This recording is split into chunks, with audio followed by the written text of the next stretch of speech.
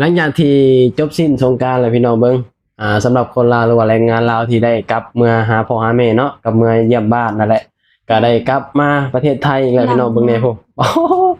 หลายขนาดเต็มด่านเนาะโดยเฉพาะด่านสวรรณเขตกับมุกดาหารคือ ด่า แบ น บ นี้สิหลายที่สุด แม่นแบบว่าด่านนี้คือหลายที่สุดของสปป.ลาวเนาะเพราะว่าคนสวรรณเขตนี่มาทำงานอยู่ประเทศไทยนี่หลาย สวัสดีครับผมวันนี้เฮาก็สิมาเว้าเรื่องเกี่ยวกับคนลาวหรือว่าแรงงานลาวเนาะที่หลังจากที่จบสิ้นสงกรานต์พี่น้องคืออย่างที่ต้น พากันหลั่งมา คืออย่างที่ต้นคลิปมาแหละเฮาให้เบิ่งเนาะก็คือแบบพาตอนนี้คือพากันหลั่งไหลลงมาพี่น้องแล้วก็เป็นจำนวนหลายพี่น้องเนาะเพราะว่าเอาจริงๆเนาะ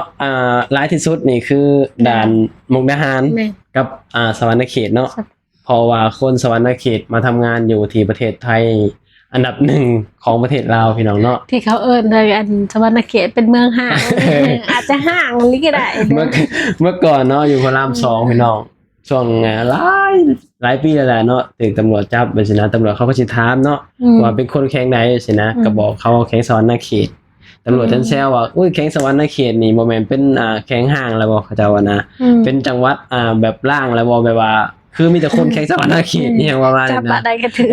จำมาได้กับแบบคนสวรรณเขตคนแข่งสวรรณเขตด้วยสินะเอาจริงๆคนแข่งสวรรณเขตนี่มาทำงานอยู่ไทยนี่อันดับหนึ่งของประเทศลาวเลยพี่น้องเนาะเพราะว่าสวรรณเขตนี่เป็นแข่งที่ใหญ่ที่สุดในสปป.ลาวใช่ไหมแล้วก็คนก็สิมาแบบว่าทำงานอยู่ไทยหลายไป จักเป็นหยังเนาะ ฮะ จักเป็นหยัง โอ้โหส่วนหลาย เอาแล้วแขกอื่นฮะเขาบ่ได้มาได้ปานนี้ล่ะ ลองมากอะรู้สึกว่าเป็นจำปาสัก3กับปากเซ่บ่ประมาณนี้แหละแล้วก็สารวัตรบ่ ขมวน คำมวนก็น้อยเนาะแบบว่า น้อย มันก็หลายแข้งอยู่ได้บ้านเฮาแต่ว่ามันก็หลายสุดก็คือนี่แหละสวรรณเขต บ้านของจังหวั บ้า ด นเฮานี่แหละแข้งสวรรณเขตแล้วก็ปากเซ่แล้วก็จำปาสักเนาะ แม่น เขามวนไปสินะ แม่น มันก็มีหลายแข้งอยู่พี่น้องมันก็แต่หลักๆก็แถวนี้แหละที่แบบว่ามาทำงานอยู่ที่ประเทศไทยแล้วอัตตะปอตะปื้อแถวนี้เนาะ บ่ค่อยมี มันแบบค่อนข้างที่จะน้อยส่วนหลายก็สิมีแต่คนสวรรณเขตแล้วก็จำปาสักแล้วก็ปากเซ่เนาะ แม่น ประมาณนี้ เสือโลด เสือโลด คนสวรรณเขตนี่มาหลายพี่น้อง โลดทุกช่วงเทศกาลนี่ด่านด่านมิตรภาพไทยแล้วเนาะ แม่น เกือบแตกตึกเตือ แม่นด้านสวรรณเขตนะบ่ ช่วงก่อนเจ้าก็เคยเมื่อเป็นบ่ล่ะ แม่นมีอยู่ช่วงหนึ่งที่เคยกลับไปส่งสงกรานต์เอาไปส่งสงกรานต์แบบ คือสงกรานต์นี่ก็อยากกลับพี่น้องแต่ว่าแบบตอนลงมาแบบลำบากแฮงว่าสินะคือแบบว่าคนมันหลายยืนแบบว่ายืนรู้สึกว่าเกือบ2 ชั่วโมงมั้งยืนน่ะ ยืนรอต่อ ต่อแถว ต่อแถว จำบั แบ ต บ รนะ เซ็นบัตรว่าสินะต่อแถวเซ็นบัตรว่าสินะเพราะว่าตอนขาเข้านี่เจ้าหน้าที่เพิ่นตรวจเข้มเด้ บ่คือขาออกแม่นบ่เพราะเขาประเทศไทยนี่เจ้าหน้าที่เพิ่นตรวจก็เลยแบบสิซ่าแน่จังซี่นะยืนแบบจนแบบว่ามีเจ้าหน้าที่ไทยเพิ่นเอาน้ำมาแจก เพิ่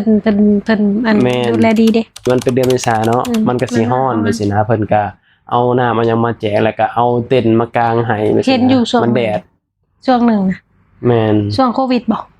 หลังโควิดบ่ หลังโควิดบ่จำบ่ได้บ่ฮู้ว่าตอนเป็นหยัง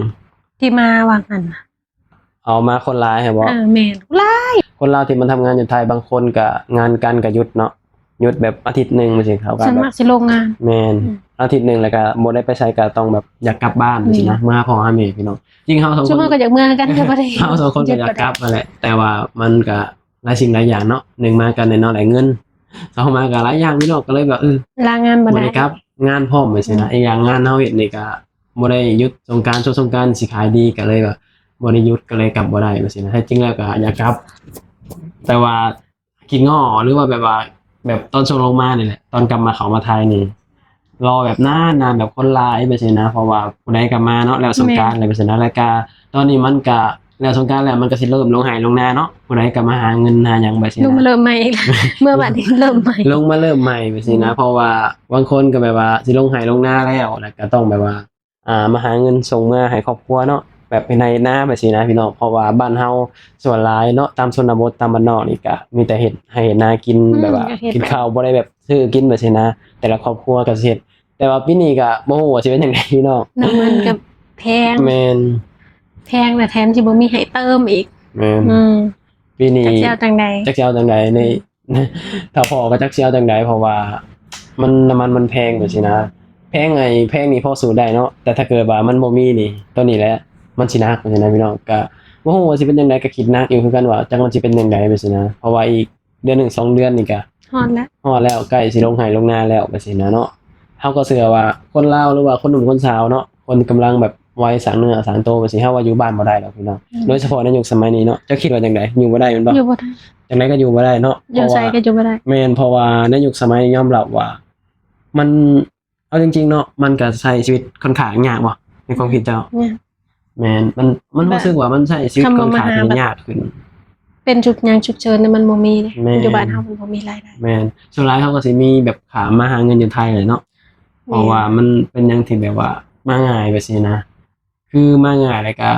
เงินเดือนก็สิสูงกว่าบ้านเฮาไปสิเนาะบ้านเฮาแน่นอนแหละบ่มีงานทำเนาะ แม่ งานก็แบบมีน้อยนะงานมีน้อย แบบมันบ่พอแบบว่ากับคนนะคนมันหลายกว่างานอีกอย่างก็เงินเดือนมันก็บ่หลายบ่ได้เท่าประเทศไทยเนาะ มันบ่เท่าอยู่แล้ว แม่นแต่ส่วนหลายแบบว่าเขามีแต่ขามาหาเงินอยู่ไทยไปสินะแน่นอนแหละเนาะเพราะว่าการที่แบบว่าเฮาแบบมาทำงานจังซี่นะในเนาะประเทศใหญ่เนาะประเทศใหญ่ก็ต้องแบบเงินเดือนก็ต้องแพงไปสินะเงินเดือนก็ต้องหลายไปสินะงานการก็ต้องหลายสินะคือบ้านเฮาประเทศลาวกับประเทศน้อยๆเนาะ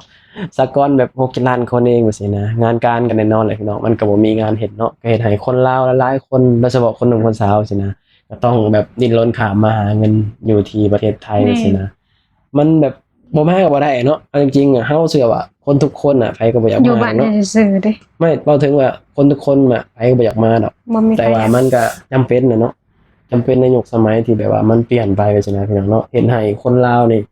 หลายคนเนี่ยบ่สามารถที่จะอยู่บ้านได้อยู่บ่ได้เด้พี่น้องเพราะว่าตามบ้านนอกนี่หนึ่งมาแน่นอนแหละเนาะมันหาเงินยากจังซี่นะแบบเวลาเฮาเจ็บเป็นนู่นมาจังซี่ก็บ่ฮู้ว่าสิแบบไปแบบเอาเงินอยู่ไสจังซี่นะ แม่นถ้าบ่มีอัน